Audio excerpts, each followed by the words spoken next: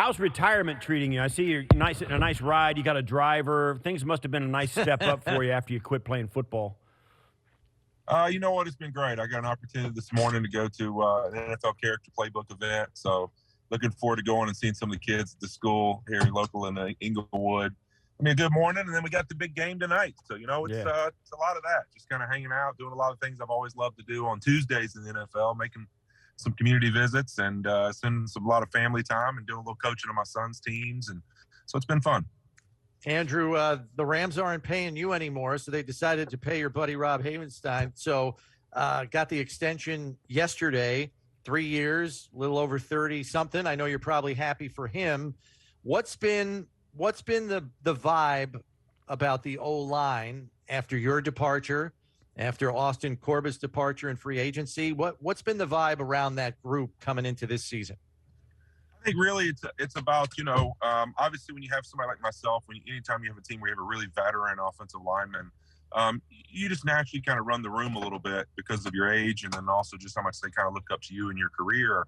And I was in a similar situation to that when Willie Anderson left in Cincinnati after my first couple of years there. So I think for them, it's like finding the guy who's going to step up and kind of lead the group. And I think Rob has definitely been that guy. He's been somebody who has been ready for that. He's a tremendous human being and a great player. And I think that's really been his role for them. And then you got, obviously trying to fill that right guard spot. And I think that for them, they felt like they could do it in-house, and they have with Coleman Shelton. And Joseph Noteboom, I have a lot of faith in, the guy who's going to replace me. He's played really well when he's had opportunities, and I don't see that going any differently for him now as a starter.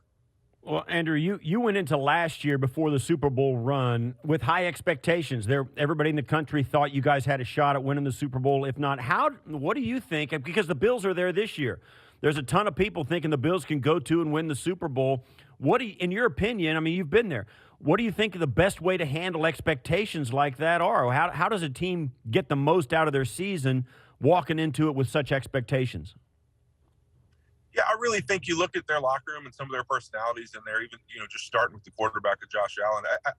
I don't think it's going to be a problem for them. I think the best thing you can do is really just be yourself and carry that swagger and that attitude that you belong. And I think that group really has that. Coach McDermott does a great job, getting them prepared. Every week, they always look like a team that's ready to have that opportunity to win, and no moments look too big for them. And so I think, to me, it's like continuing just believe in yourself, believe in the system, have that swagger and attitude that, no matter how this season goes, there's going to be ups, there's going to be downs. The ultimate goal at the end of the day is to improve every week and to find a way to get ourselves in that tournament. And then from there on, we're just going to let our talent and ability go. And I think they have the group to be able to do that. We see more and more news trickling out as this game gets closer and closer. We know that a lot was made of Matthew Stafford's throwing elbow coming into this season. Apparently, the word is his elbow is better now than it was at this time last year. So my question to you, since you were there, how did the coaching staff kind of shepherd Matthew through the season? Because I know Steve can probably tell you late in Jim Kelly's career, he only threw on Thursdays for game week. So how did they manage him last year, and might they do the same thing this year? I think really you look at it, last year people forget he had a thumb surgery in the offseason. He came back. He's eager to new offense, new team, working his butt off, throwing a ton, and kind of feels like, that's one of the things that kind of led to some of the issues is just, you're coming off thumb surgery. You're wanting to get out there on the field and prove that you belong, and this big trade happened for a reason. And I think for him last year, he dealt with it a ton all season long. It was really something they kept pretty quiet as much as they could. But he was in, a lot of pain last year. And so then this year, I think it's definitely better than it was last year. So I think it's more of now this year it's become an alarm just because they came into this season with, all right, we have a plan from the beginning of how we're going to address that. We're not going to let it get out of hand. And so it's really been more talked about because they've kind of started this plan where he doesn't practice certain days.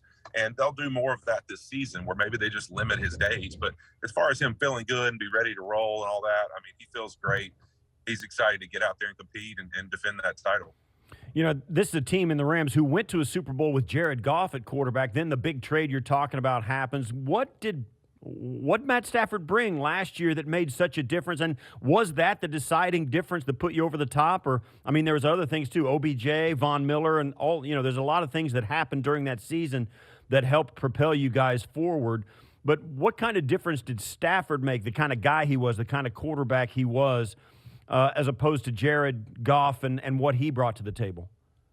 Yeah, I think with Matthew, you just saw what a confident veteran quarterback who has all the skill and ability, and is also he's just a guy's guy. He's just one of those people that he's so tough. He never complains. He's always got a great attitude. He's got a sling it mentality. Like, we're going to go after this. I'm trying to put a ball in a hole no matter what. Like, he just has that, man, if the whole offense takes this same confidence, takes this same attitude to every single day, all of us are going to be a whole lot better. And I think his influence in that way of just the mentality of let's just attack this thing. I've been in Detroit for as long as I have, been in a situation that had been great. And I'm here in this moment, and I'm not letting this slip out of my hand. And that was his attitude all year. That's how he led.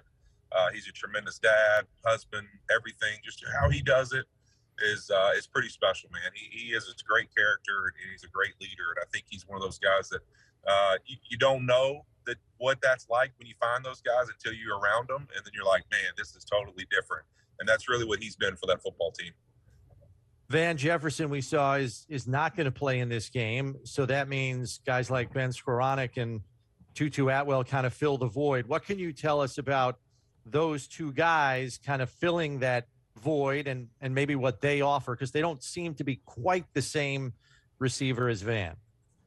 Yeah, no, they're definitely different. I think that really with Ben Skoranek, you're going to have probably somebody who fits more in the role of what Robert Woods for the offense was. Okay. He's going to be able to move around. He's going to be blocking space. He's a great blocker. He's a teams player, so you can already kind of know he just plays with physicality.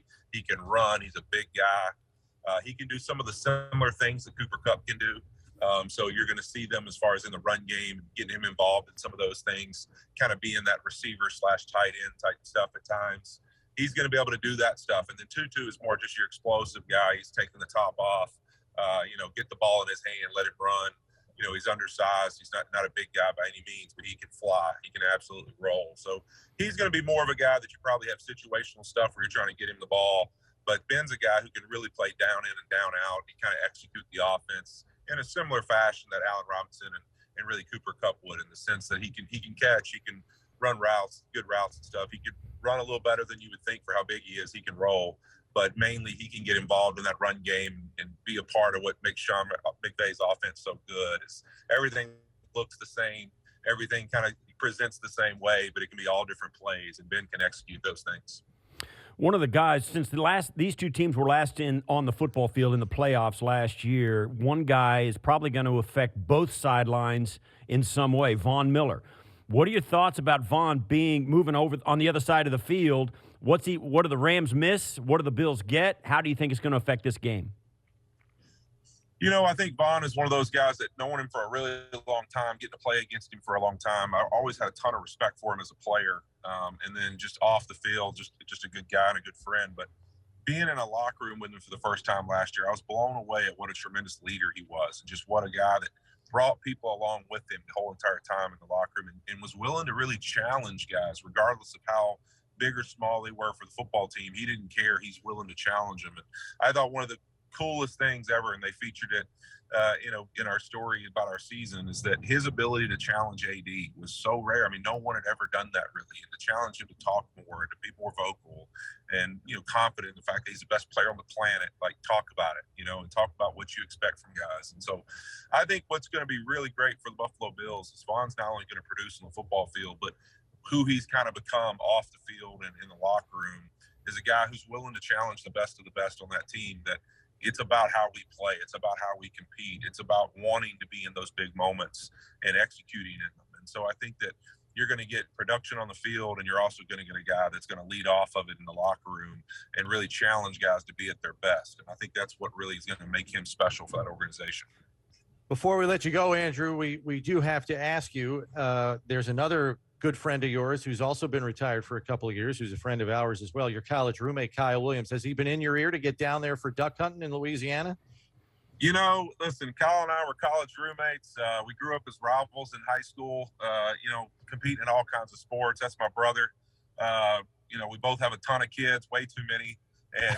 And our wives are just absolute queens. They're unbelievable just to help us the way they do and have supported us over the years. But I and Kyle don't get along off the field because he's a hunter. He likes to do all the hunting stuff. I grew up in Louisiana, but I'm like the furthest thing from it. I don't like to hunt. I like to sit at the beach and sip a nice cold drink. Wow. Okay. So we're definitely different in that aspect, but that's what makes it special. We're brothers and we're totally different. So it's great. Andrew Whitworth, former Rams left tackle, former Bengals left tackle, Super Bowl champion with the Rams last year. Thanks for joining us. We really appreciate you, and enjoy this game tonight. It's going to be a good one. It's going to be a great one, man. It was an honor to come on. Thank you, man. Y'all have a great day.